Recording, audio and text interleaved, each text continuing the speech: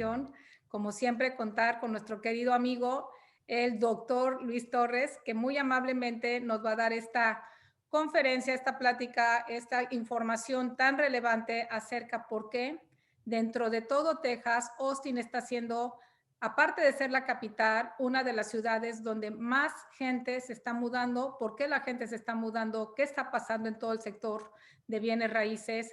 Y hemos tenido muchísimas inquietudes de todos nuestros clientes y amigos, por lo cual aquí nosotros en Invirtiendo en Texas nos sentimos muy honrados una vez más.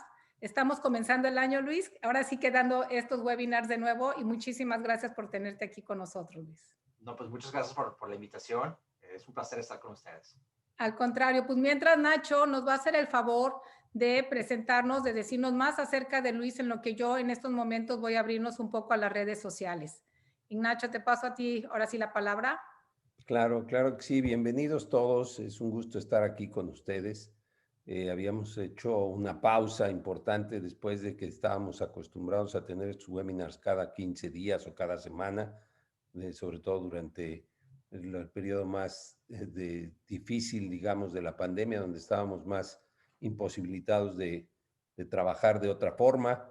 Se nos presentó, como siempre, se abren puertas nuevas, esta oportunidad de estar trabajando a través de este medio y tuvimos excelentes resultados. Luego hicimos una pausa porque creemos que además se saturó un poquito de demasiadas webinars. Todo el mundo hacía, todo el mundo estaba presente. Entonces nos dimos un poquito de espacio y vamos a llegar a hacer con cierta periodicidad algunos, sobre todo para mantenerlos informados de tópicos importantes, ¿no? Tenemos la fortuna de tener muy buenos amigos que son muy importantes y nos hacen el favor de acompañarnos y de compartirnos sus conocimientos, su experiencia y su análisis, sus estudios que han hecho. El día de hoy quiero presentar al licenciado Luis Torres, pero déjenme platicarles un poquito de sus antecedentes. Bueno, antes de darles todo el historial de Luis, que es muy grande, y tiene muchísimos méritos académicos. Quiero comentarles que nosotros, Laura y yo, somos una empresa de bienes raíces, específicamente de bienes raíces. Nos dedicamos a los bienes raíces residenciales y comerciales. Hemos hecho también algunas operaciones de ranchos y de otro tipo de negocios, todo lo que envuelve al sector de los bienes raíces. Estamos en Austin, somos binacionales, participamos en México y en Estados Unidos. Tenemos un equipo de gente que hemos desarrollado a través de estos últimos 15 años aquí en Texas, conformando una empresa de bienes raíces que nos permite atenderlos en este mercado. Y estos seminarios los hacemos con la intención de que ustedes tengan un mejor conocimiento de lo que es Texas y de lo que pueden esperar de sus inversiones en este mercado. Ahora sí paso, después de haber hecho esa aclaración, a presentar al doctor Luis Torres, que recibió su título de licenciatura en el Instituto de Monterrey, el Instituto Tecnológico de Monterrey en México. Luego, posteriormente, hizo una maestría en economía. Luis, si me equivoco, me detienes y me corriges, pero es la información que tengo por aquí. Recibió su maestría en economía en la Universidad de Texas, en El Paso, con unas disertaciones que recibieron honores. Posteriormente, obtuvo una beca para participar en el PhD de la Asociación Económica Estadounidense, en un programa de verano para minorías. Su PhD es de la Universidad de Colorado, en Boulder, sí, donde se especializó en economía internacional y econometría. Durante sus estudios de doctorado trabajó en la sucursal del Paso de la Reserva Federal. En 1995 al 2012 estuvo en el Banco de México, en el Departamento de Investigación y en un departamento también de enlaces institucionales. Tiene más de 15 años de experiencia en la banca central. El doctor Torres estudia economía y los mercados inmobiliarios en Texas. Es su principal focus, donde está enfocado, además de que investiga las economías mundiales y de Estados Unidos.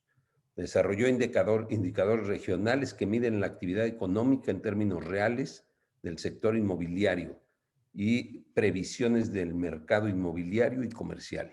Luis también supervisa la publicación de supervisa distintas publicaciones como el Texas Housing Insight, el Outlook for the Texas Economy, Texas Border Economy y un informe comercial trimestral de Texas. El doctor Torres ha impartido clases y seminarios en universidades de Estados Unidos y México y en foros nacionales e internacionales. Ha publicado diversos artículos académicos y sobre todo de la banca, de la economía internacional, del comercio y aplicaciones econométricas. Bueno, Luis, yo creo que me quedé corto porque seguro me falta más información de tu acervo cultural y de tu preparación, y de verdad es un honor que estés aquí con nosotros acompañándonos. Bienvenido. Si me equivoqué o hay alguna aclaración, adelante. Estuvo perfecto, Nacho. No, pues muchas gracias otra vez por la invitación. Un honor. Ahora y Nacho, es un placer estar con ustedes, es un gusto, la verdad. Y pues déjame empezar con la presentación, ¿no? Déjame hacer el famoso share screen, compartir la pantalla. ¿La presentas tú, la presento yo? Como quieras, no sé, ¿qué es más fácil? Si quieres, la hacemos como la vez pasada, que tú la... Yo te voy siguiendo y la voy presentando. Ya ok. la tengo en pantalla, ya la están viendo nuestra audiencia. Perfecto. Entonces ahí nomás te hago una señal para continuar. Perfecto. No, pues para nuestro auditorio, muchas noches. Ojalá todo el mundo estén bien.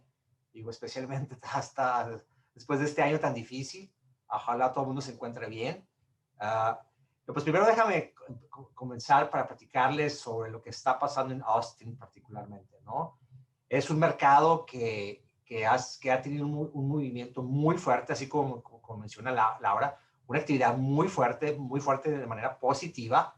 Es extraordinario los números cuando los ves en cuestión de ventas, aunque recientemente las ventas están disminuyendo, pero no porque no hay demanda, sino porque no hay oferta, ¿no? Sé que hay niveles históricos de bajos inventarios de casas a la venta que está afectando el mercado, pero en sí en general la parte inmobiliaria está reflejando la fuerte actividad económica que está viviendo Austin, ¿no? El gran movimiento de gente y de empresas a la ciudad.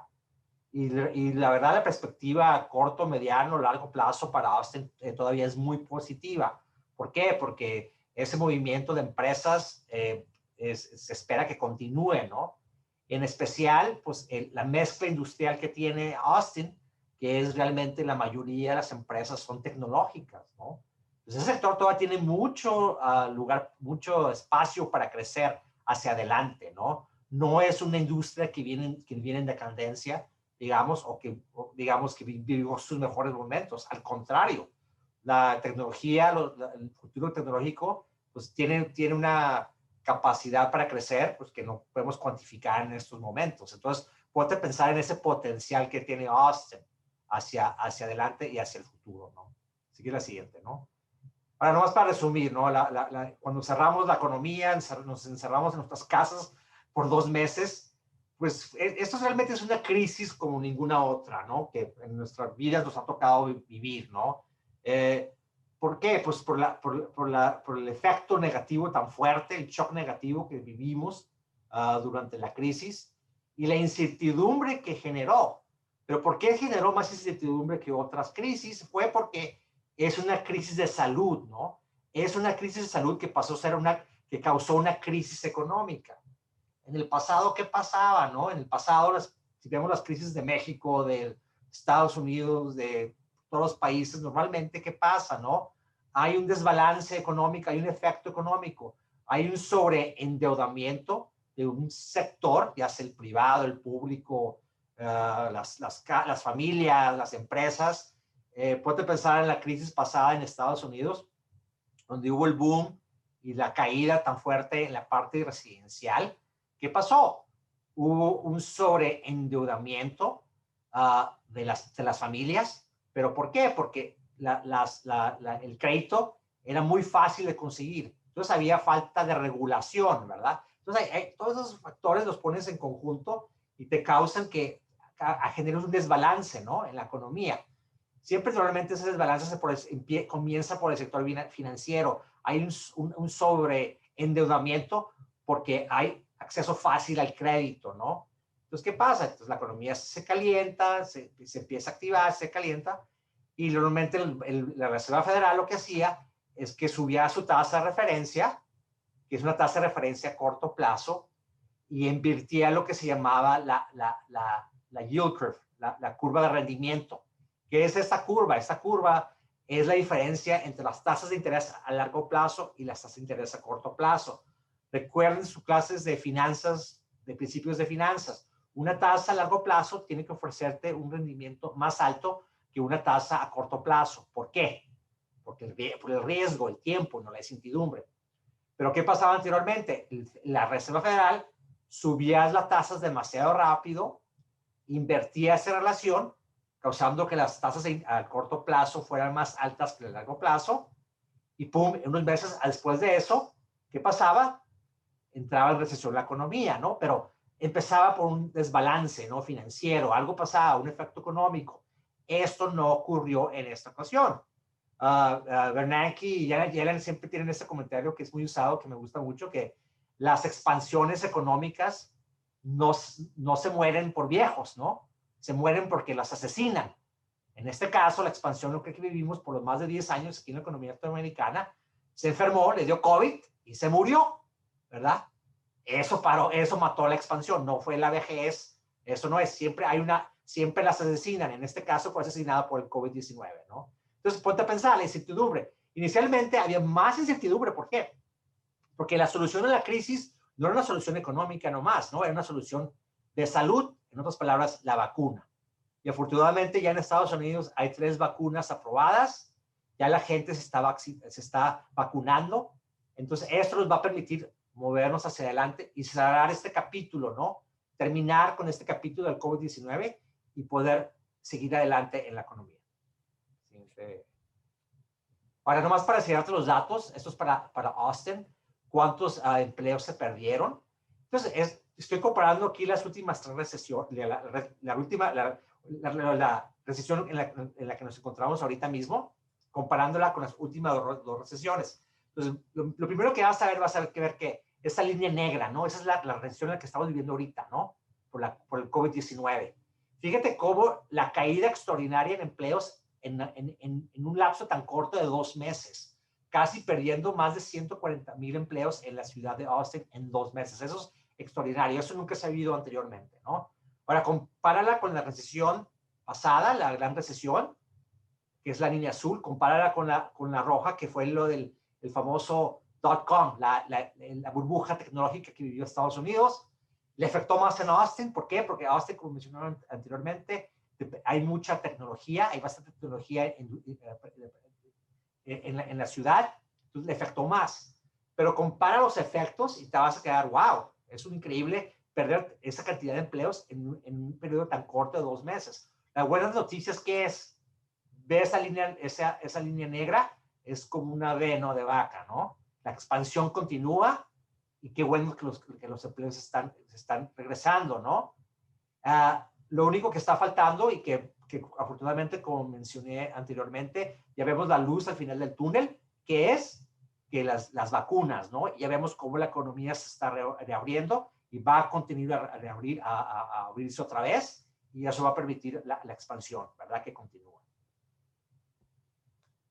Ahora, nomás para cuantificar la pérdida de empleos, yo lo mencioné, Estados Unidos en materia de 2 meses perdió pues 22 millones de empleos. Eso es increíble. Ponte a pensar, 22 millones de personas perdieron su empleo en 2 meses, en un periodo de 2 meses. Eso es extraordinario.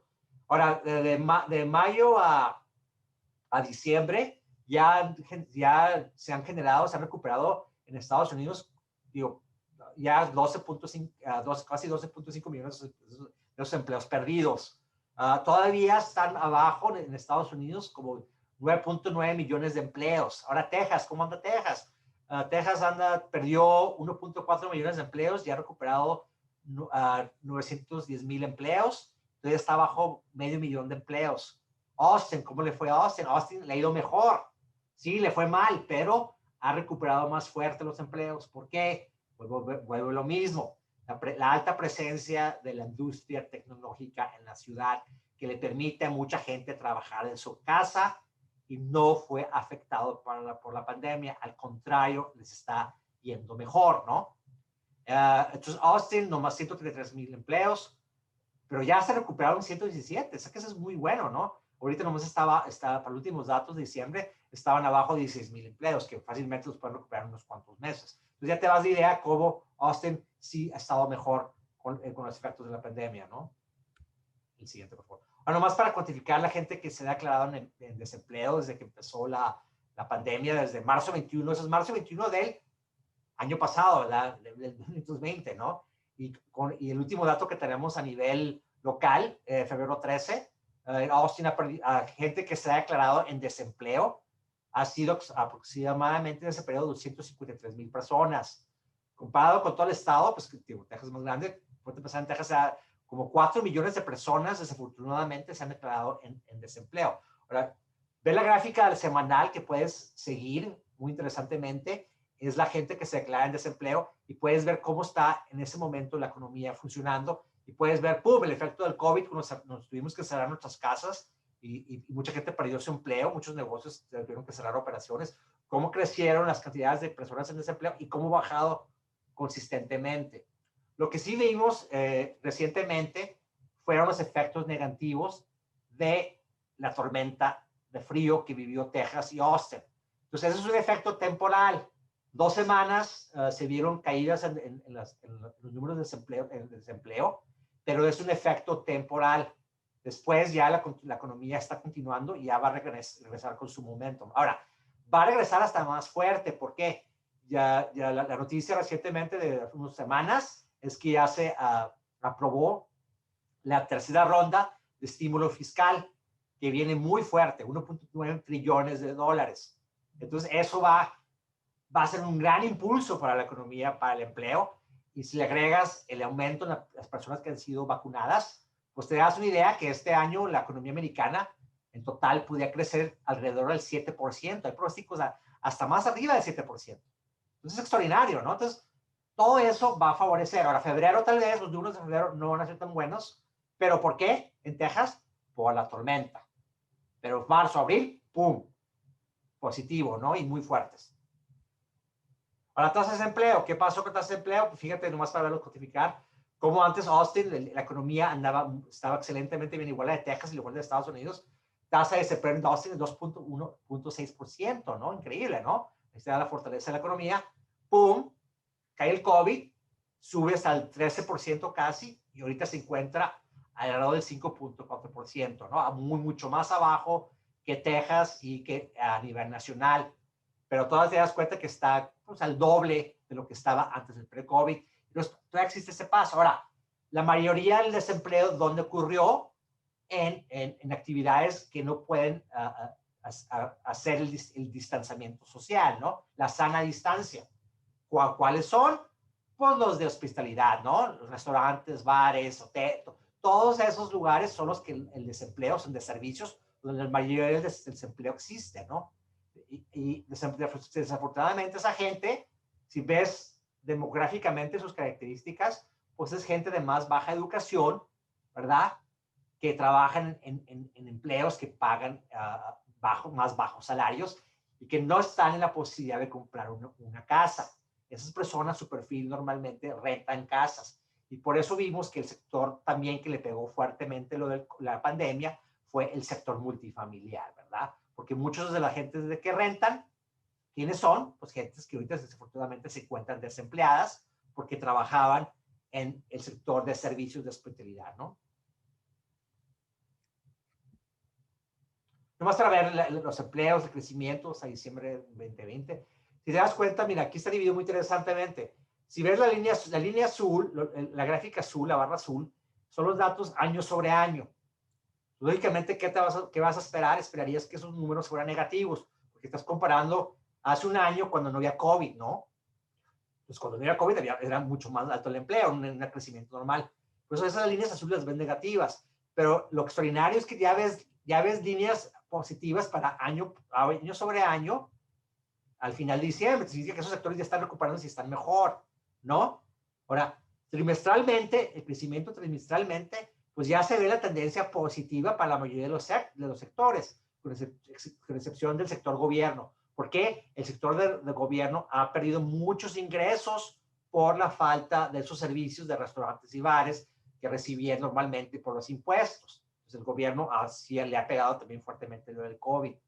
Pero realmente ve todos los sectores y ve su crecimiento positivo. Nada, el issue hospitality que sabía es la parte de los servicios de hospitalidad, ¿no? Restaurantes y bares. Lógicamente ve la fuerte tasa de crecimiento de casi 20%, pero ve la recuperación, ahí va, 19%. ¿Por qué? Poco a poco se está abriendo la economía y vas a ver, y en unos cuantos meses ya se va a poder abrir completamente, ¿verdad? Digo, ya que la gente esté vacunada, ¿no? Entonces, positivamente ya se ve cómo esa tendencia ha cambiado. Año sobre año vas a ver datos negativos, pero trimestralmente la tendencia, ¿verdad? Es hacia arriba. La siguiente. El porcentaje que tienen a un lado de cada uno de los rubros es con lo que participan de la Así es, el porcentaje que está ahí es la participación y te das cuenta cuáles son los sectores más importantes. Entonces, los servicios profesionales de negocios es de los más altos en Austin. ¿Y por qué es eso? Por los servicios profesionales tecnológicos, la industria tecnológica que existe en la ciudad de Austin, ¿no? Ahora, nomás para ver los empleos de tecnológicos, de computación, semiconductores, telecomunicaciones, yo lo mencioné hace poquito, servicios profesionales de científicos y servicios técnicos, que es la última, te das cuenta cómo ya el crecimiento positivo, ¿no? La recuperación y esos sectores que son tan importantes, sectores tecnológicos para Austin, pues todos se registran un crecimiento positivo, ¿verdad? Especialmente el de servicios profesionales, tecnológicos, de técnicos y científicos, pues tiene un crecimiento alrededor por arriba del 10%, ¿no? El total, pues está casi el 10%. Ahí te das cuenta cómo esto es trimestral, cómo ya, pum, el repunte y cómo el empleo se está recuperando en Austin. Y todos esos empleos son muy importantes para la economía de la ciudad de Austin. El siguiente, por favor. Ahora, los salarios. ¿Qué pasó con los salarios? Así, lógicamente, ¿por qué ves ese crecimiento cuando empieza el salarios cuando estás en una recesión, ¿no? Lo que pasa es que este es un promedio, entonces ponte a pensar, como mencionaba anteriormente, qué empleos se perdieron. Pues se perdieron los empleos en los sectores de servicio que mencionaba anteriormente, la gente que trabaja en los bares y restaurantes. Normalmente esa gente gana menos. Entonces ponte a pensar, esa gente se fue de la fuerza laboral, perdieron su empleo, la gente que gana más permaneció ahí, es un promedio. Entonces, ¿qué va a pasar con el promedio? Va a subir. Y por eso, si te pones a pensar, ay, caray, ¿por qué está baja? ¿Por qué crecieron los empleos? Pues es una recesión porque pierdes a esa gente, ¿no? Lo que pasa, una vez que ya empiezas a abrir la economía y esa gente vuelve a entrar a la economía, fíjate qué pasó con la parte naranja en Austin. ¿Por qué los salarios empezaron a caer año sobre año con respecto al año pasado? Es por eso, porque esa gente se está reincorporando a la fuerza laboral, ¿verdad? Ya consiguió empleo, pero no ganan altos salarios. Te das cuenta cómo Austin se está recuperando, ¿no? También en esos sectores donde pues, se han visto más fuertemente afectados por la pandemia. Ahora, Austin, si te das cuenta, es uno de los lugares donde ganas más, el salario es mucho más alto que en el resto de Texas, ¿no? Y volviendo a lo mismo, ¿por qué? La mezcla industrial, la importancia del sector tecnológico, el sector tecnológico paga salarios más altos que otras industrias, ¿no? Por favor, la siguiente. Ahora nomás, otra vez, muy importante que hay que pensar, ya lo sentimos, ya estamos ahí, ¿no? Como se dice, ¿no? Ya vemos la luz al final del túnel, pero todavía hay gente que no se ha vacunado, tenemos que vacunar al resto de la gente, hay que verlo en las mutaciones, ¿verdad? Son riesgos menores, pero hay que tenerlos en mente hacia adelante. Ahora, muy fácil, el camino a la recuperación todavía depende de resultados de salud. Ya cuando todos estemos vacunados, ¿verdad? O la mayoría estemos vacunados, pues ya podemos poner esto, lo del COVID, ya podemos pues, cerrar este capítulo, ¿no? Y movernos hacia el siguiente capítulo. Esos son los casos. Las buenas noticias es que los nuevos casos de COVID siguen a la baja, ¿verdad? Eso es qué buena noticia.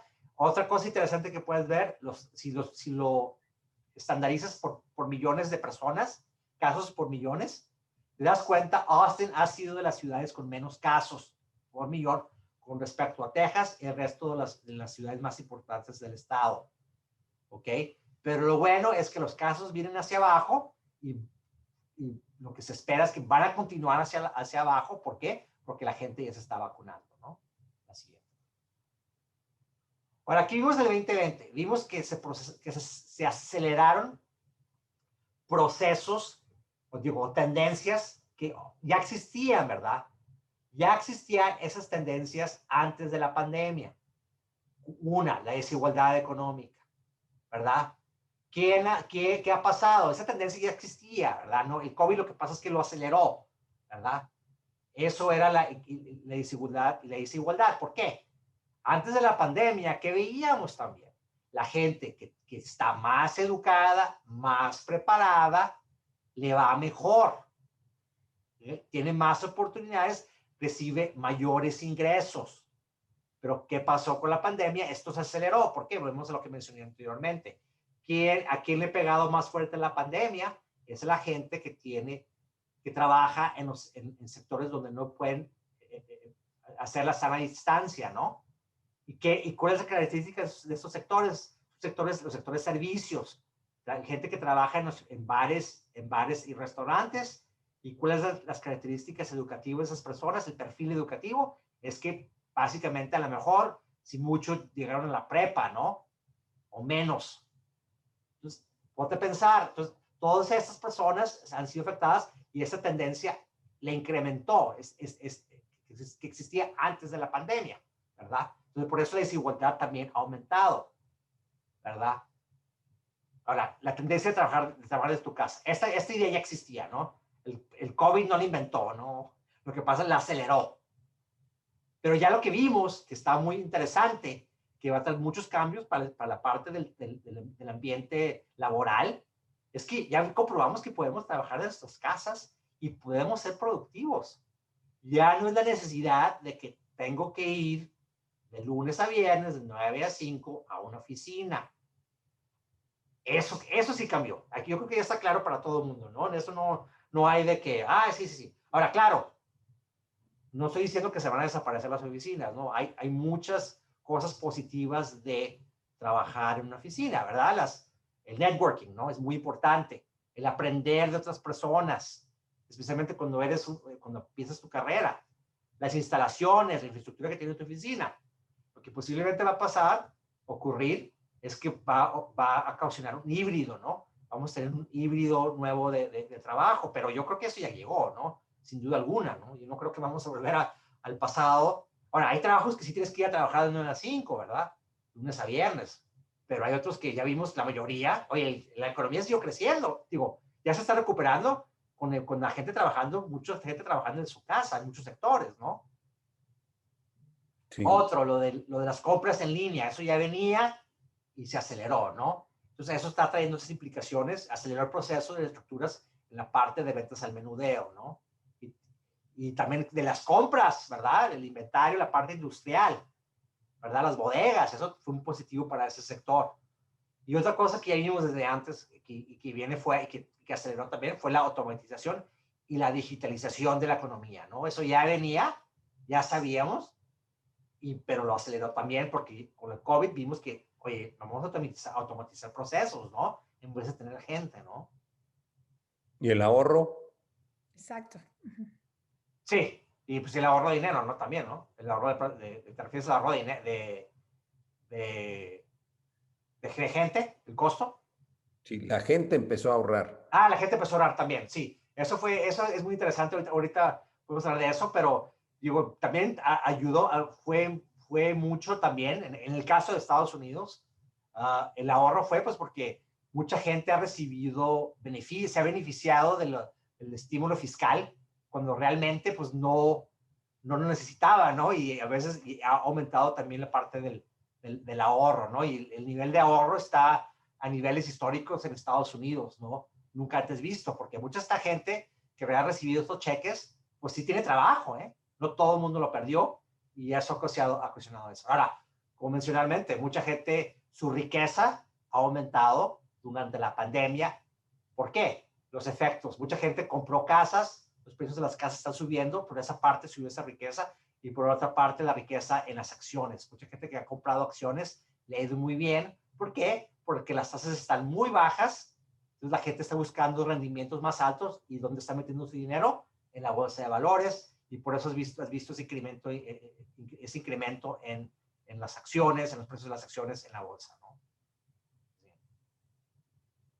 Yo hablé de esto, ¿no? ¿A quién le ha ido muy mal durante la pandemia? Pues desafortunadamente la gente que tiene menos calificada, ¿verdad? Que gana bajos salarios, ellos han sido los más afectados, con más bajos niveles de educación. Ahora, la mayoría de ellos son personas que rentan, ¿verdad? Ellos normalmente no tienen la posibilidad o los niveles de ingreso para comprar una casa.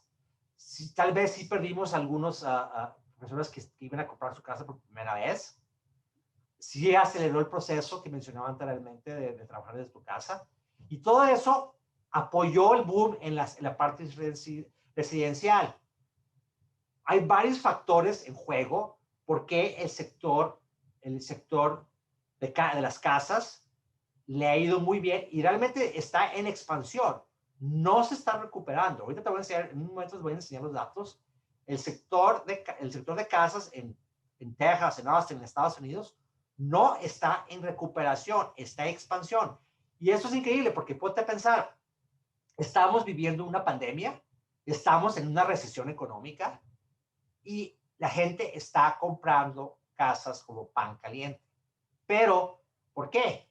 Hay factores. Primero, las tasas de intereses históricas bajas, ¿no? Segundo, esta preferencia se reforzó. Ya, ¿qué pasó? Oye, ya voy a trabajar desde mi casa. Pues quiero una casa con una oficina, quiero una casa más grande. Ahora, yo tengo esta posibilidad porque yo estoy más educado, trabajo en industrias, así, estoy la gente, trabajo en una industria en la que puedo trabajar desde mi casa, ¿verdad? Entonces, todos estos factores. Ahora, también los millennials, como dicen, ya están entrado en edad para comprar casas. Entonces, todos esos factores en juego han hecho que, ¡pum!, en la parte residencial, pues esté viviendo ahorita un momento de expansión y de crecimiento muy fuerte, ¿no? Ahora, el problema es la parte de la oferta de casas, ¿no? Eso ya estaba desde antes, ¿no? La oferta de casas estaba rezagada. Desde la gran recesión, cuando terminó, la economía de Texas ha estado muy bien económicamente, ha tenido un crecimiento fuerte y sostenido desde 2010, 2011, hasta ahorita, hasta el 2020, cuando la pandemia le pegó. Pero ¿qué ha pasado? La oferta de casas, la construcción de casas nuevas se ha rezagado. ¿Por qué? Los constructores mencionan las famosas 5 L's en inglés. El precio en inglés es el lumber, el precio de la madera. Ahorita, desafortunadamente, el precio de la madera está 200% más alto que el año pasado. ¿Pero por qué? Por los cuellos de botella. Cuando cerramos la economía, volver a reactivar la economía, la oferta de nueva madera procesada se ha rezagada. La tierra disponible para desarrollarla, para construir. Eso ha sido un factor también. Los créditos para desarrollar nuevos desarrollos de tierra, para construir casas, eso también se vio afectado. Después de 2009, 2008, pues cambió la regulación bancaria. Entonces se pusieron más estrictos en esas cuestiones. Ahora también la parte laboral. Se quejan muchos constructores la falta de empleados capacitados que puedan utilizar en la parte de la construcción o que puedan emplear, ¿verdad? Y también las leyes y la regulación mencionan como otro efecto que está afectando la oferta de casas, la construcción de nuevas casas en el mercado, ¿no?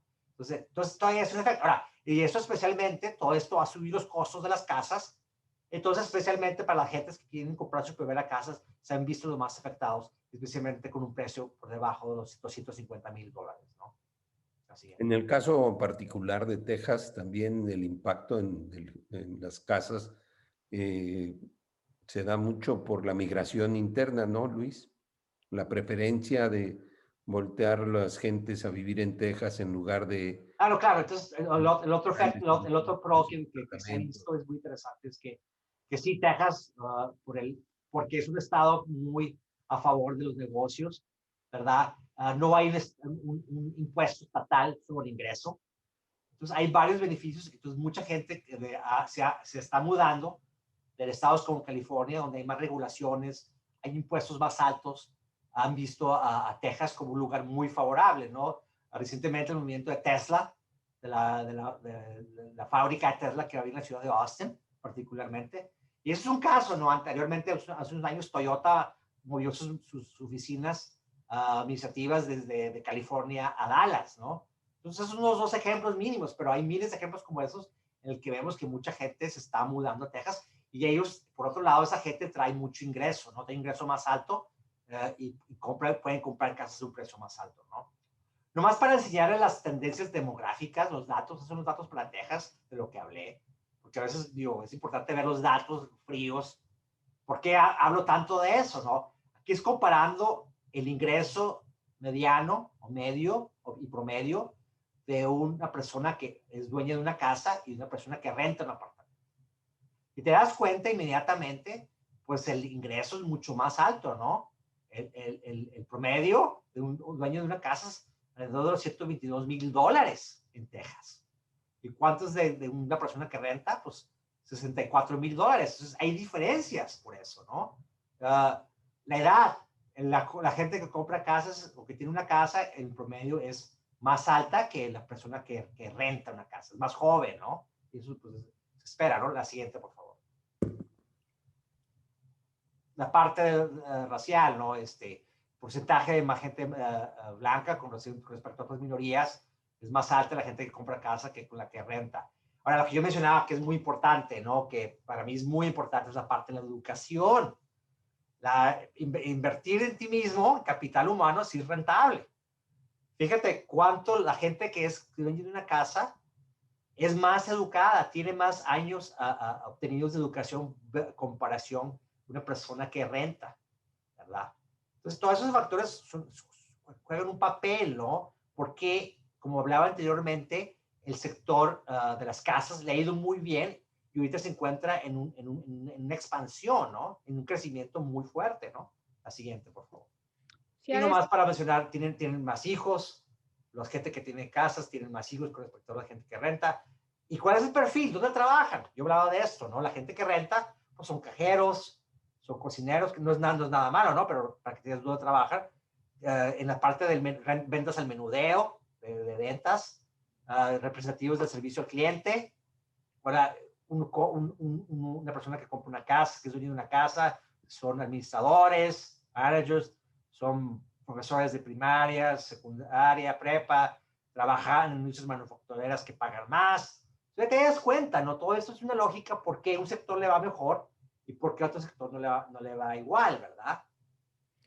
Si a esto, Luis, pudiéramos aunar que Austin, tengo entendido que más del 50% de la población tiene más de carrera, o sea, tiene posgrados. Ese es un alto porcentaje de gente bueno, con muchísima educación y que también Austin es la ciudad que tiene el mayor, lo que tú decías mucho, el mejor salario de todo Texas, ¿correcto? Sí, claro, entonces los dos están relacionados, ¿no? Porque hay más capital humano. Ahora, el beneficio de Austin, porque también Austin se ha desarrollado más que otros estados, es porque también la presencia de la universidad, ¿no? No hay que recordar que está la Universidad de Austin. Es una gran universidad y eso te permite todos estos beneficios, ¿no? Entonces, producir todas esas externalidades de tener gente más educada. Ahora, volviendo a lo mismo, la mezcla industrial. ¿Qué industria está presente? La tecnológica. Y la mayormente esa industria requiere de personas más educadas con más altos niveles de educación, ¿no? Pues todo eso juega un papel, ¿no? Pero sí, definitivamente. Austin es de las ciudades con más niveles educativos, más nivel de ingreso, todo está relacionado, ¿no? No son cosas aisladas, ¿no? Ahora, nomás para ver los permisos de construcción, ahí te das cuenta que pues, están en expansión, ¿no? Y en especial es importante ver esto para Austin, cómo ya está por arriba de los niveles observados antes de 2006, antes de, durante el housing, el boom de las casas, cómo ya está por debajo. Esa tendencia es muy fuerte en Austin. Ahí te das cuenta cómo los constructores de casas están ahí tratando de satisfacer esa demanda tan fuerte por casas en Austin, ¿no? Entonces, esas son buenas noticias, ¿no? Está en expansión la construcción de casas, ¿no? La siguiente, por favor. Ahora, lo que yo les mencionaba, las famosas L's de los constructores de casas.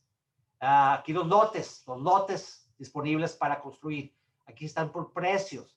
Y te das cuenta, los lotes para construir una casa con un precio por debajo de los $200,000, pues casi no existe, inexistente. Y cada vez es menos, casi no va a existir, porque ¿qué pasa? Los costos ahorita son muy altos de los lotes. Entonces, ya eso ya desaparece. Ahora, fíjate qué interesante, también para las casas entre 200,000 y por debajo de los $300,000 también, esos lotes están cayendo. Y lo impresionante es cómo para los demás rangos de precios, cómo los lotes disponibles, vacantes, están creciendo. Entonces ahí te das cuenta dónde viene la oferta fuerte de casas.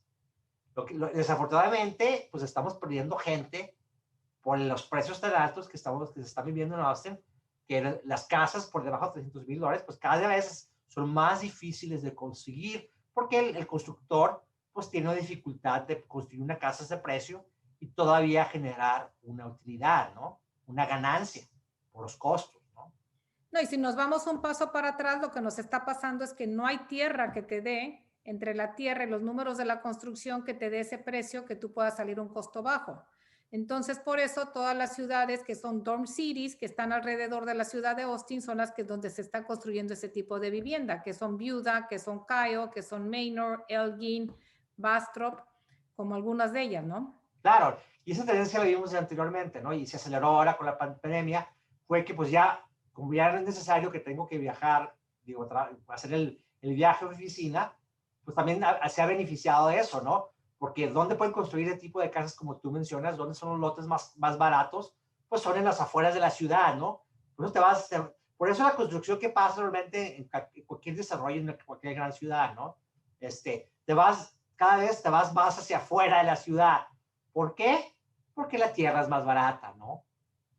Y eso es lo que estamos viendo también en Austin, en Dallas-Fort Worth, en Houston, en San Antonio. Cada vez te estás moviendo, la construcción se está moviendo más afuera de la ciudad. ¿Por qué? Porque la tierra, los lotes son más baratos, ¿no? Los costos son más bajos. La siguiente, por favor. Ahora, nomás hacer lo otro también para ver es las casas que se están empezando a construir.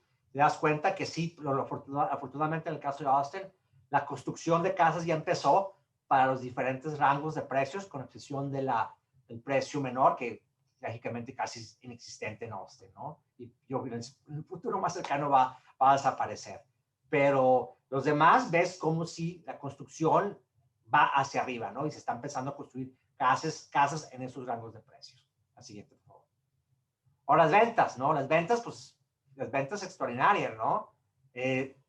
Muy fuerte, te das cuenta de lo que yo mencionaba, esa caída que tú ves tan fuerte de 2 meses, ves la caída en las casas en Austin, ¿no? Estas son las casas que pasan por el servicio de los agentes inmobiliarios en Austin. No representa todo el mercado, porque especialmente la venta de casas nuevas, eso es casi más bien representa el mercado de casas de reventa, ¿no? Lo que puedes ver aquí, pues, pero te refleja muy bien lo que está pasando en todo el mercado, ¿no? Aquí lo que puedes ver es el rebote, ¿no? El rebote es a ver casi perfecta, ¿no? El rebote en las ventas y cómo la tendencia está en expansión y sigue. Ahora, lo que está pasando ahora, que yo mencioné anteriormente, no es que la demanda esté decayendo. El problema es que la oferta, ¿no? La oferta de casas a la venta. Eso es lo que está causando que las ventas desacelere, ¿no? El crecimiento, la tasa de crecimiento caiga. Es por eso. No es porque la demanda o el mercado se está cayendo. Lo que pasa es que no, pues, es muy difícil en este momento con los niveles de inventario tan bajos, ¿no? Entonces, por eso ves esa desaceleración. La siguiente, por favor. Ahora, y lo que mencionaba, ¿no? Esta gráfica me encanta porque te enseña cómo el mercado, la estructura del mercado, por los diferentes rangos de precios, cómo ha cambiado. Ponte a pensar, así nomás para darse una idea, ¿no? Si hubiéramos llegado en diciembre del 2011, el 54% de las ventas que pasan por los agentes inmobiliarios en Austin eran casas con un precio menor a los $200,000. Nacho se está riendo, ¿verdad? Ahora que son el 2%. Mientras más complicada la gráfica, más te gusta. Pero fíjate qué ha pasado recientemente. Ya, fíjate el mercado, eso no se ve en otro mercado en Texas. Casi un tercio de las ventas en Austin, un tercio, ese morado, esa línea morada, casi un tercio de las ventas en Austin son para casas con un precio mayor al $500,000. So, un tercio de las ventas son por una casa con un precio arriba del $500,000. Así. Ya sé que para California la gente se ríe, ay, California, pero aquí es Texas, esto ya es nuevo, ¿no? Entonces ya te das cuenta, esto no pasa en San Antonio, esto no pasa en Dallas-Fort Worth, esto no pasa en Houston. Eso está pasando en Austin. Entonces, cada vez esto está creciendo. La participación de los rangos de los precios de las casas más altos está subiendo. Es lo que yo puse ahí, los porcentajes, es lo que representan los porcentajes, el porcentaje de las ventas, ¿no? Entonces, ahí te das cuenta cómo ha cambiado. Ahora, ¿por qué está bajando las ventas por los diferentes precios? Ayer, otra vez, no es porque la demanda está cayendo, sino porque por la oferta, por la falta de oferta de casas a la venta. La siguiente, por favor. Ya, si lo interpreto yo, que soy medio lento en entender estas gráficas, me dice si estoy equivocado. Las casas de 500,000 o más, en diciembre del año 2011, representaban el 7.8% de las ventas. Así es. Hoy representan el 28.7%. Correcto.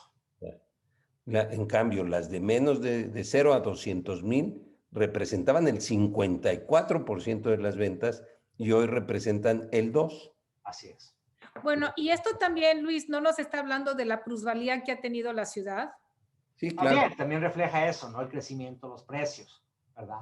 Como también, pues, esas casas que a lo mejor en ese momento costaban $250,000 en diciembre de 2011, pues ya no valen eso, ¿no? Ya valen $300,000 o $400,000, ¿no? Ya ha subido el valor. Pero ahí también te das cuenta que no se ha surtido el mercado de casas con ese rango de precios, ¿verdad? Ya no existe, básicamente, casas a ese precio.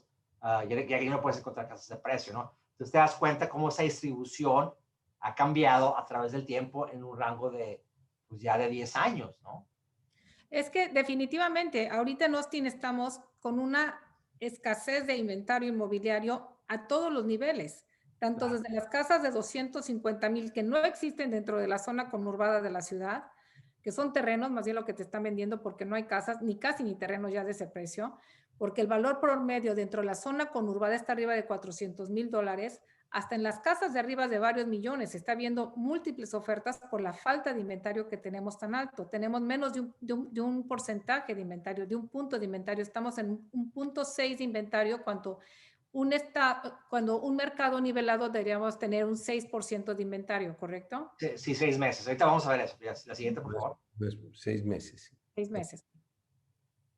Es lo que tú hablabas, ¿no? Ya estás por debajo del un mes. Un mercado normal tiene 6 meses de inventario de casas. Entonces ahí puedes ver cómo Austin pues estaba casi al 1, ¿no? Entonces eso es muy, ahí te das cuenta, pues que eso es histórico, ¿no? Nunca se han visto esos niveles tan bajos de meses de inventario, ¿no? Y continúa a la baja, ¿no? Entonces es muy importante. Entonces está afectando las ventas, ¿verdad? Va a afectar las ventas hacia adelante, ¿no? Este año, pues ya hemos pronosticado que pues, la tasa de crecimiento iba a caer, todavía va a ser positiva, pero se iba a reducir, ¿no? ¿Por qué? Pues ¿por qué? Porque pues no hay casas a la venta, ¿no? Eso iba a contribuir a eso. La siguiente. Ahora, si lo ves por los diferentes rangos de precios, pues te das cuenta, ¿no? Que pues, todos están casi por debajo del 2.2, muy cercano al 1, por debajo del 1. El único que está un poquito más arriba son para las casas con arriba de un precio de $500,000 hacia arriba, pero los demás sí está por debajo y ves pues, que la dificultad es para encontrar casas hacia estos rangos. Especialmente ahorita, digo, pues los tres, ¿no? Todos los niveles de precios, los niveles de inventarios están a niveles históricos bajos, ¿no? Ujú. Siguiente. Ahora, eso es extraordinario. Hay que recordar nuestra clase de principios de economía, ¿no? ¿Qué pasaba cuando la demanda es muy fuerte y la oferta es muy débil, ¿no? O está contraída? Pues, ¿qué afecta? ¿Ves un efecto de qué? Pues que suben los precios. Entonces, aquí lo podemos ver. Y es increíble el nivel de precio, de incremento de precios de casas en Austin. Ahora, este es un índice muy padre porque es un índice de calidad de precios. En este índice lo que hacemos, lo construimos aquí en el centro, es la misma casa que se revende en el tiempo, ¿no? Entonces eso elimina los efectos cuando hablas de un precio mediano o un precio promedio, cuando la gráfica que te enseñé anteriormente, donde tienes la diferente composición de las ventas. Entonces, cuando las ventas de casas a precios más altos suben, pues te va a creer un sesgo, ¿no? Más fuerte. Aquí esto se controla, pero como quiera, fíjate el crecimiento, ¿no? Es arriba del 12% anual, eso es extraordinario. Fíjate cómo venía la tendencia, si viniera hacia la baja, estabilizándose a un crecimiento estable, pero con la pandemia, pues explotó, ¿verdad? Por la demanda tan fuerte de casas y por la falta y por la oferta, ¿no? Por otro lado. Entonces, ahorita la casa, pues el promedio, la mediana, el precio de una casa en Austin está alrededor de los $365,000 y para Texas, $206,000 y es el mercado más caro comparado con el resto del estado, ¿no? Entonces, esto, lo que sí esperamos es que eso sí es insostenible, ¿no? A veces la gente se deja llevar y piensa que esto va a continuar para siempre, pero no, ¿verdad? Así lo que pasa es como un cuello de botella, es un momento, y como quiera, pues, ¿qué pasa? Cuando los precios empiezan a subir, pues hay gente que ya no puede comprar la casa, entonces eso puede comprar esa casa a esos precios, entonces la cantidad demandada cae, ¿no? Ahora también esperamos que las tasas de interés van a subir un poco, pues, están subiendo, entonces también eso va a afectar que el mercado se desacelere un poco también, ¿no? La siguiente, por favor. Lo que hablaba anteriormente, las tasas de interés van hacia arriba, ¿verdad? Las tasas hipotecarias, las tasas de interés, ¿por qué? Acuérdense de su clase de finanzas, sus principios de finanzas, ¿no? La tasa de interés nominal, ¿a qué es igual? A la tasa de interés real, más que la inflación.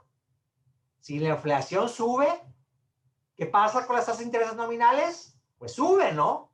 Lo que te enseña esta gráfica que me gusta, que va desde el 71 hasta ahorita, fíjate cómo la línea negra era alta, ¿no? Cuando las tasas de inflación eran altas para Estados Unidos. Pues, ¿qué pasaba con las tasas de interés? Pues también eran altas. Pero, ¿qué pasó? Cuando la inflación empezó a bajar y las expectativas de inflación también empezaron a bajar, ¿qué pasó con esa línea roja y esa línea azul? Pues empezaron a bajar, ¿no? Ahora, ¿qué está pasando ahorita? Las expectativas de inflación van hacia la alza, las expectativas de crecimiento van hacia la alza, entonces está empujando las tasas de interés hacia la alza. Entonces, esas tasas que vimos el año pasado, pues ya están en el pasado. Ya las vamos a ver.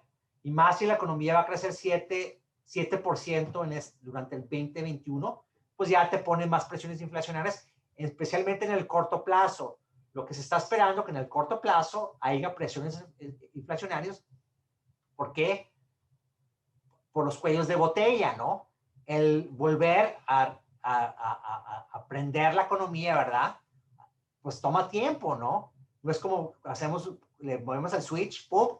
Está prendida, ¿no? Pues toma tiempo. Y es como lo que estamos viendo con los precios de la madera procesada, de la madera, ¿por qué ha subido tanto, casi un 200%? Por eso. La madera en sí, sin procesar, la madera así pura, no está cara, pero la madera procesada ya para lista para la construcción, esa es la que es cara. ¿Por qué? Porque la producir, la manufacturarla, hay mucha demanda y la producción. Hemos escuchado noticias recientemente, el caso de GM, de Ford, ¿qué ha pasado? Que han cerrado fábricas, operaciones. ¿Por qué? Porque no encuentran los chips, ¿verdad? Entonces, todo eso implica costos más altos, inflación más alta, precios más altos, ¿verdad? Ahora, estamos hablando de inflación del 2.4%, 2.6%, ¿verdad? El pronóstico más alto es del 3%. Pero todo eso que implica, puede pensar, pues, si agrega el 3% a la tasa de interés, a la inflación, pues la tasa de interés nominal pues va a subir más, ¿verdad? Hacia adelante, por favor. Ahora, todo esto, seguramente no tengo los últimos datos porque esto se estima de manera trimestral. Pues la parte de las casas, pues estaba beneficiándose, ¿verdad? El poder de compra de las familias estaba beneficiando hasta que pasó lo de la pandemia todavía. ¿Por qué? Por la baja tasa de interés. Pero lo que va a pasar ahora hacia adelante es que con el incremento de precios tan fuerte, con las tasas de interés hacia la alza, hipotecarias hacia la alza, pues la parte esta, el poder de compra va a caer, ¿no? Las casas hacia adelante, ¿no? El siguiente, por favor. Ahora, ya para resumir, volviendo a lo mismo que ya mencioné, perdón. La recuperación, el camino de recuperación depende del COVID-19, de resultados de salud. Puede ser afectado, ¿por qué? Si salen más casos, ¿verdad? O mutaciones. Afortunadamente, eso es un riesgo mínimo. ¿Por qué? Porque la gente ya se está vacunando. Y mucha gente, incluyendo yo, nos queremos vacunar, ¿no? Entonces, nomás para considerarlo, existe ese riesgo, ya es mínimo, pero todavía existe, ¿no? Y ya lo vimos qué pasa cuando los casos suben, qué pasa con la economía, pues se vuelve a cerrar, ¿no?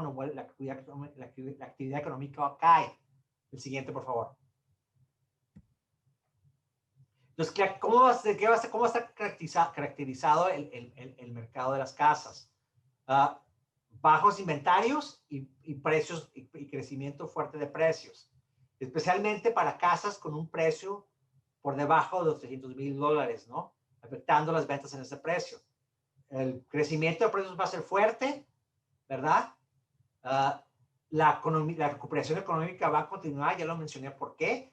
Por los 1.9 millones de trillones de dólares que van a entrar por el estímulo fiscal y el incremento en las vacunas, más millennials están entrando al mercado. El mayor foco rojo hacia adelante para el sector de casas es la falta de inventarios de casas. Ahora, en este año yo espero también que el crecimiento de ventas de las nuevas casas sea más alto que de las casas existentes, ¿no? ¿Por qué? Porque va a haber más casas, se están produciendo muchas casas nuevas y afortunadamente van a salirse a las ventas. Entonces, eso va a causar que las casas nuevas, el crecimiento, esa tasa de crecimiento sea más alta de las casas nuevas comparado con las que existen por las faltas de inventario, ¿no? La siguiente, por favor. Ya lo mencioné, los constructores están tratando de construir casas lo más rápido que pueden, ¿no? Pero va a haber un rezago, ¿no?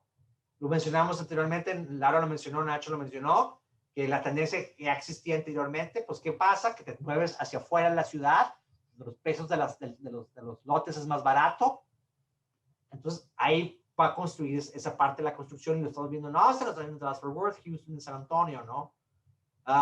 Esta tendencia existía antes del COVID-19. La siguiente, por favor. Y lo mencioné anteriormente, las tasas hipotecarias van a subir. ¿Por qué? Porque las expectativas de inflación y crecimiento económico en el año que viene, en este año, pero van a permanecer bajas. ¿Por qué? Por la política monetaria de la Reserva Federal. El refinanciamiento, ya lo vimos que ya empezó, que ya está ocurriendo. El refinanciamiento hipotecario ya cayó. ¿Por qué? Porque las tasas ya están subiendo. Y también, pues, porque la cantidad de gente que refinanció, hubo mucha gente que refinanció el año pasado, pues cada vez esa muestra baja, ¿no? La gente que puede refinanciar, pues empieza a caer, ¿no? Entonces, se está viendo ahorita y se va a ver en el 2021. Ahora, mucha gente me pregunta eso. ¿Se está formando una burbuja? La respuesta sencillamente es no. Ponte a pensar las características que ocurrieron durante la burbuja de casas del 2006-2007. Pues las partes de la parte crediticia, ¿no? Había acceso muy fácil al crédito. Eso ya no ocurrió. Las regulaciones son más estrictas. No estamos hablando de 2006-2007. Decir anteriormente que con el solo hecho que podías mostrar que estabas vivo, te prestaban para una casa, ¿no? Pues eso ya no ocurre, ¿no? Y hay muchos estándares, ya la regulación cambió. Y también la parte de la regulación era muy laxa, ¿no? Eso ya no está ocurriendo. La otra parte, lo que vemos es que la gente quiere comprar una casa para vivir en esa casa y para trabajar en su casa. No es un motivo especulativo, ¿no? Ahorita. Entonces, no existen esas condiciones para decirte, ¿sabes qué? Es una burbuja. Lo que pasa es que estamos viendo como un cuello de botella, una demanda muy fuerte, ¿verdad? Con una falta de oferta, ¿verdad? Entonces, todo eso se juntó. La siguiente, por favor. Ahora, eso es muy importante hacia adelante, que tal vez pueda permitir que existan más casas a la venta. La Asociación de Banqueros Hipotecarios de Estados Unidos menciona que hay 2.6 millones de personas que tienen su casa, que se encuentran en el programa que implementó el gobierno federal para no pagar tu deuda hipotecaria por algunos meses, pero agregarla al final, ¿verdad? Entonces, mucha gente se aplicó. Entonces, 2.6 millones de personas aplicaron para ese programa. La situación es, ¿qué va a pasar cuando ese programa termine? ¿Cuál es el porcentaje de esas personas que no van a poder pagar su hipoteca? Mucha gente lo hizo, mucha gente, o varias gentes lo hicieron, aún sabiendo, ¿verdad?, que tienen trabajo y que pueden pagar su hipoteca. Pero mucha gente lo hicieron porque perdieron su trabajo o porque su empresa se vino abajo, ¿no? Desafortunadamente. Entonces, no sabemos qué va a pasar. Ahora, sí esperamos que los foreclosures, todo eso, aumenten hacia adelante, ¿no? Se ha mantenido baja, ¿por qué? Por las políticas gubernamentales, ¿no? Los cheques, los beneficios de crédito, los beneficios extras de desempleo, todo eso ha permitido que no se vea esto, ¿no? Y también hay un moratorium para que la gente sacarlas de su casa, que termina marzo 31. Pero acabamos de ver los bajos inventarios, ¿no? Entonces el mercado está listo para absorber esas casas. Si llegan a entrar al mercado esas casas, la gente que se encuentra en una mala situación, que no puede pagar su hipoteca, pues va a poder vender su casa, la va a poder vender, hasta va a salir con su ganancia, ¿no? Dependiendo de una vida, pero la mayoría va a salir con una ganancia. Entonces, todo esto, el mercado lo puede absorber, ¿no? Porque acuérdense, ahorita hay muy bajos niveles de inventario. Lo siguiente, por favor. Ya la última. Hice un ejercicio para Texas. ¿Cuántas de esas casas se encuentran que no han pagado su hipoteca? Aproximadamente como 265,000 hipotecas se han pasado en el plazo, ¿no? De esas, 15,000 de esas tienen más de 90 días que no han pagado su hipoteca, ¿no? Ahora, haciendo un ejercicio pequeño, ¿cuánto representan de ahorita del número de casas que están a la venta, que están en la lista para venderse, ¿no? Representa casi el 29%. Y de las casas que están por venderse, representa el 47%. Entonces, mi punto es esto, ¿no? Qué triste para la gente si pierde su casa, pero la puede vender, sacar una ganancia, y el mercado puede absorber esas casas, dado los bajos niveles de inventarios. Entonces, no va a ser un problema para el sector de las casas hacia adelante. No, pues ya para terminar la actividad, muchas gracias, es un placer aquí haber estado con ustedes. Ojalá les haya gustado la plática, la presentación. Ojalá la hayan encontrado informativa. Pues, Tenemos algunas preguntas. No sé si tengas tiempo, 5 minutos Sí. nada más para algunas de las preguntas que tenemos. Ignacio, si pudieras poner algunas de las preguntas que tenemos de los participantes. Yo estaba en el entendido, y dime, Luis, que también ha habido gente que, que también algunos bancos están en la posición de, como se fueron al forbearance, que pidieron esa exención de pagar los créditos en algunos meses, que también está poniéndoles esos pagos hasta el final de su crédito, o sea, que les van a hacer... Correcto, así es como funciona el programa. Lo que pasa es que, digamos, no pudiste pagar durante 12 meses, pero entonces lo que van a hacer es que te alargan tu hipoteca, ¿no? 12 meses al último, ¿no? Entonces vas a pagar un año más, por decir. Un año más, digamos, ha terminado tu hipoteca en el 2021, diciembre del 2021, vas a terminar pagar tu hipoteca hasta el 2022, ¿no? Correcto. Y con eso se va a ayudar mucho que muchas propiedades no se vayan a foreclosure, digo, que no se vayan a Correcto. Ahora, hay casas, hay gente que tal vez todavía, desafortunadamente, no tiene trabajo, ¿no? Pues, ¿qué pasa? Si esa gente pues, se encuentra en una mala situación, no tengo trabajo, pues ahorita con el mercado como está, pues puede salir al mercado y venderla así, ¿no? Y hasta sacar con su ganancia, sacar con un dinerito y no se ve no se ve tan afectado por su situación y ahorita el mercado pues lo va a absorber, ¿no? Dado los bajos niveles de inventarios, ¿no? Correcto. ¿Y de dónde nos está llegando todas estas personas? Bueno, pues muchos nos están llegando, tú dime si estoy en lo correcto, de la parte west de Estados Unidos, lo que es Seattle, California, nos está llegando muchísima gente y también nos está llegando muchísima gente de lo que es Chicago, Nueva York, Boston. Correcto. Y sí, del sí, interior... sí, no pasé los datos demográficos de la migración entre estados, pero sí, la mayoría manejaste, yo tengo esta gráfica donde tengo todos los estados, no lo sé, pero sí es California, digo, Illinois, Chicago, todas estas ciudades donde ha habido mucho movimiento, mucha migración. Pero volvemos a lo mismo que yo mencionaba, pero ¿por qué se mudan a Texas? Dices, oye, California está bonito, ¿no? ¿A qué voy a hacer a Texas? Así. Pero lo que pasa es que California, el costo de vida es muy alto. No, y la doble tributación, ¿no? También por eso nos la doble tributación. Un cambio muy fuerte que ha contribuido a eso, gran punto, Laura, es la doble tributación. Porque antes, ¿qué pasaba? Yo podía exentar de mis impuestos federales mi impuesto estatal de ingreso. Y Trump cambió esa ley, la pasada administración cambió esa ley. Entonces ya tengo que pagar, además de pagar impuestos sobre mi ingreso federales, tengo que pagar impuestos sobre mi ingreso estatales. Y antes los podía deducir de mi declaración fiscal federal. Ahora eso ya no ocurre. Entonces ya esta gente hay una doble tributación. Ahora, agrégale también que pues Texas hay menos regulaciones, tienen una política más pro negocios que California, ¿verdad?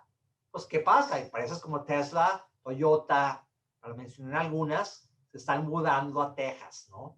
¿Por qué? Porque pues aquí puedo hacer negocios y no me están cobrando impuestos. Tengo muchas cosas a mi favor comparado con California. Ahora también el costo de vida es más bajo, ¿no? Ahora Austin pues ya está subiendo, ya no está tan barato como antes, pero lo que pasa es que también la gente que viene a vivir a Austin tiene ingresos más altos, ¿no?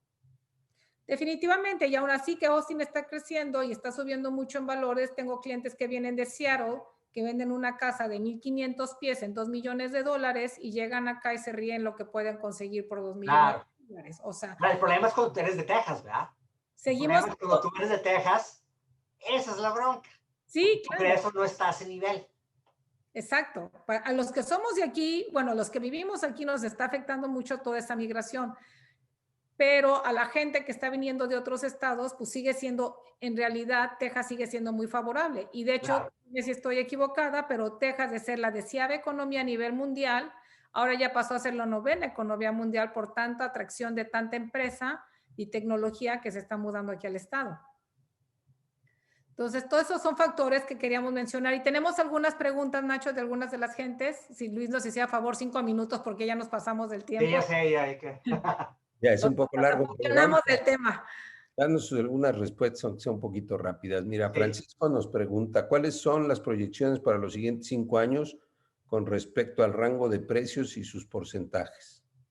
No, pues volviendo a lo mismo, va a ser la misma tendencia, ¿no? Los porcentajes van a aumentar para las casas con precios más altos, ¿no? Yo creo que ese porcentaje de medio millón, yo creo que va a crecer todavía más. Los demás rangos van a crecer más, ¿no? Hacia adelante. Las perspectivas para el mercado inmobiliario en general para Austin, para la economía, como mencionaba, es positiva, ¿no? Todo es positivo. La industria, la presencia de la industria tecnológica en Austin, todo eso es favorable para la economía de Austin, ¿no? En el corto plazo, en los siguientes años, ¿no? Las perspectivas son positivas hacia adelante. También nos preguntan por aquí si hay algún cambio importante en la regulación de los usos de suelo y permisos de construcción o regulaciones de obra que se esté dando. Sí ha habido algunos, yo he escuchado algunos constructores que se han quejado de eso, especialmente con los tiempos y todo. Austin es una ciudad, como ustedes lo saben, eso sí tiene, que es un poquito más, pues más reconocimiento del medio ambiente, tiene un poquito más de regulaciones tal vez que otras ciudades como Dallas o como Houston o como San Antonio. Entonces sí se ha escuchado a constructores quejándose que ha habido un poquito de regulación, no tanto para parar la construcción totalmente o subir tanto los costos, pero sí ha habido algunas regulaciones, pero no ha sido así tan impactante, ¿verdad? Que pueda parar la construcción. Lo que sí está viendo es que está afectando también a los tiempos. Muchos se quejan de los tiempos. Cuando sacan un permiso, dado que hay tanto movimiento ahorita y volver a abrir la economía, y no olvidando que el gobierno también está perdiendo empleos, el tiempo para que tengan el permiso y te contesten, ¿verdad? De construcción, te lo prueben, está incrementándose. Entonces eso está afectando también la construcción de nuevas casas. Ya. Otra que nos hacen por aquí, tal vez Laura nos puedas hacer algún comentario. ¿Es un buen momento para flipear casas en Austin? Definitivamente, con lo que está sucediendo y con todo lo que Luis nos ha hecho a favor de, ahora sí que demostrarnos y enseñarnos, es muy difícil. Toda la gente que está haciendo un flip o está remodelando casas está especulando, porque los precios con los que se están comprando las casas están altos. Ya no es, antes se compraba una casa con un margen muy bajo para poder hacer la remodelación y tener todavía ese margen de utilidad para poderla poner a la reventa. Ahorita no está existiendo eso, se está comprando las casas al precio que están saliendo comparado con la que acaba de cerrarse, que estaba en buenas condiciones, y todos los que están haciendo los flips están especulando a que cuando ellos vendan van a tener esa utilidad. Pero sí, en esa situación estamos tristemente.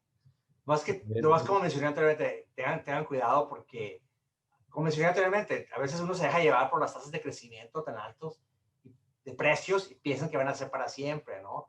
Ahora, lo que sí se espera es que para el siguiente año, para este año, es que esa tasa de crecimiento de precios pues disminuye, ¿no?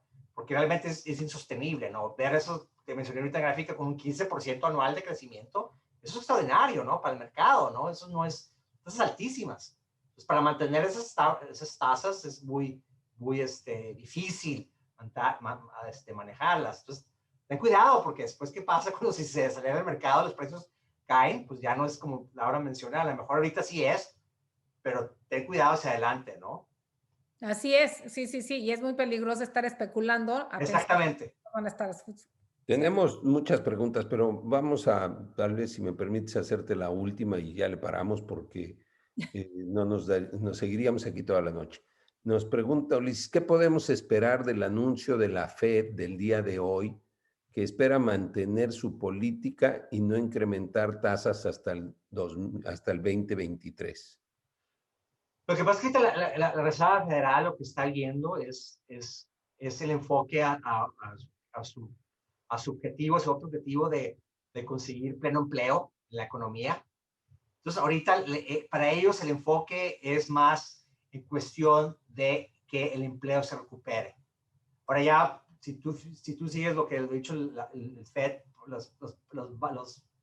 en las varias comunicaciones anteriores o las participaciones por el señor Powell, es que el enfoque ahorita es el empleo y la recuperación de ese empleo, ¿no? Y en segundo plazo, que todavía es importante, es la inflación. Y están mencionando que van a permitir que la inflación esté por arriba del 2%, ¿verdad? Entonces la inflación sí va a poder subir y uno arriba del 2%. Además, eso lo ven como un efecto temporal, como mencionaron antes, esos cuellos de botella que va a afectar y va a ser un shock temporal subiendo los precios. Entonces, ahorita sí, entonces las tasas van a mantenerse. Ahora, eso es el Fed. Ahora, el Fed no controla todas las tasas, así no tiene un control absoluto, ¿no? Así sí, no va a subir la tasa de referencia de la Reserva Federal. No la ha subido, pero como quiera que hemos visto esos días en el mercado, con los Treasury Bills, con los bonos del Tesoro a 10 años y más, han subido. ¿Por qué? Porque el mercado secundario está especulando que hay una inflación más alta y esto ha empujado a las tasas más altas. Ahora, volviendo a lo mismo, sí, así, las tasas van a mantener, el Fed va a mantener las tasas bajas, ¿verdad? Y ya lo menciona y así, mientras el empleo se recupere. Ahora, eso es favorable para el mercado laboral. Ahora, hay efectos secundarios que estamos viendo y que yo mencioné. El efecto es la riqueza. Y también ha ocasionado que la desigualdad incremente. Por ejemplo, la bolsa de valores. ¿Por qué la bolsa de valores de Estados Unidos le ha ido muy bien? Pues porque la gente está buscando alternativas en donde invertir su dinero, porque en un banco una tasa pues es ridícula, es hasta negativa el rendimiento, ¿verdad? Entonces se van a la bolsa de valores y eso que ha sido empujado a la bolsa hacia arriba y ha aumentado los riesgos también, los riesgos percibidos. Entonces, todos esos son efectos secundarios de esa política monetaria establecida por la Reserva Federal. Entonces, pero para tu pregunta, significa que básicamente pues, las tasas van a mantenerse bajas, ¿no? Relativamente. Ahora, aún con eso, pues, si sigue la inflación, ¿qué va a pasar? Pues el sector privado, oye, pues si la inflación sube, pues las tasas van a subir como quiera, ¿no? La última, no me puedo ir sin preguntarte esta porque a mí también me causa un poco de curiosidad. Nos pregunta José, ¿en qué porcentaje está influyendo compras de casas por mexicanos en Texas? No sé si tengas algo de información. Fíjate que no tengo el dato de eso de extranjeros. Ahorita la asociación, si se interesa, la Asociación Nacional y la Asociación Tejana de Realtors saca una estadística, Laura y Nacho, para que les pase, saca un reporte anual. Y ya salió, yo creo que ya salen estas fechas, se me hace. Si nos hicieras de compartirlo. ¿Te acuerdas que yo hasta daba una plática, antes me invitaban para una plática con esos datos, ¿no? Yo no tengo mucho que no la doy.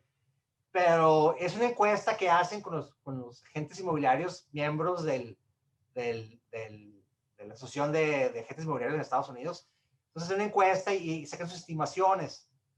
A Texas siempre los mexicanos, el porcentaje es alto, ¿no? Ahorita no me acuerdo si es alto, comparado a otros sectores. No me acuerdo el porcentaje, porque te mando un reporte para que lo veas. Ahí viene el número, ¿no? Yo lo que he hecho es que hago un ejercicio, perdón, te explico, Nacho, y veo el número, porque te ponen el número de casas que se venden o la magnitud, y lo comparo con el número de casas que yo tengo, con el dato que yo tengo, para ver cuánto representa la compra de extranjeros, la compra de mexicanos, ¿no? Déjame buscar lo que tengo anteriormente y te mando la encuesta, hombre. Te voy a mandar la encuesta y repartes a la gente que esté interesada. Es gratis. Está en la página de internet de la Asociación Nacional de Agentes Inmobiliarios y en la página de los agentes inmobiliarios de Texas, ¿no? Pues ustedes como miembros han de tener acceso a esos datos, a ese reporte, entonces, para que lo bajen y lo distribuyan a la gente que esté informada. Pero sí es alto. No es tan alto como creemos, ¿verdad? Pero sí es alto. Sí, no tenemos el dato del año pasado todavía, pero en cuanto lo tengamos se los vamos a participar.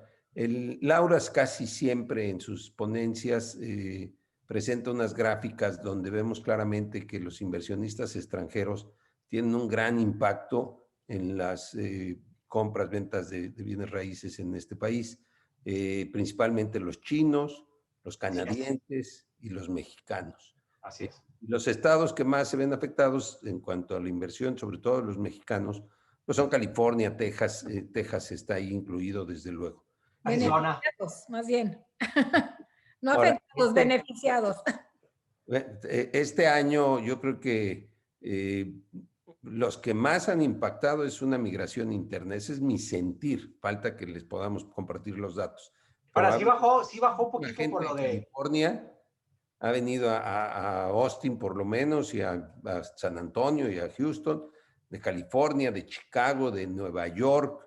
Salieron huyendo de esas edificios, de esas ciudades con la pandemia. Fue increíble que empezó la pandemia y en lugar de frenarse, esto empezó a irse para arriba más agresivamente. Ahora, la venta de extranjeros sí bajó por las políticas migratorias de la pasada administración, ¿eh? Pues sí fue afectada, sí se vio afectada. Definitivamente, y que también ahora sí que la forma de viajar también se limitó mucho, pero esperamos que esto vaya a repuntar tanto por la política de gobierno, tanto por la apertura ya con la vacuna. Luis, es un placer haberte tenido, de verdad, muchísimas gracias, siempre es un honor contar contigo, es tu valiosa información, te agradecemos mucho tu tiempo, gracias por habernos siempre podido dar la plática el día de hoy. Y aquí estamos a sus órdenes en Invirtiendo en Texas. Búsquenos en nuestra página de invirtiendoentejas.com y ahí podrán ver ahora sí que esta entrevista que le hicimos a Luis Torres más adelante grabada para ustedes. Que tengan muy buenas noches todos y que se encuentren muy bien con sus familias. Gracias, que estén. Hasta luego. Muchas gracias y gracias a todos los que participaron y nos acompañaron. Esperamos que haya sido de su utilidad. Hasta luego, buenas noches. Creo, gracias.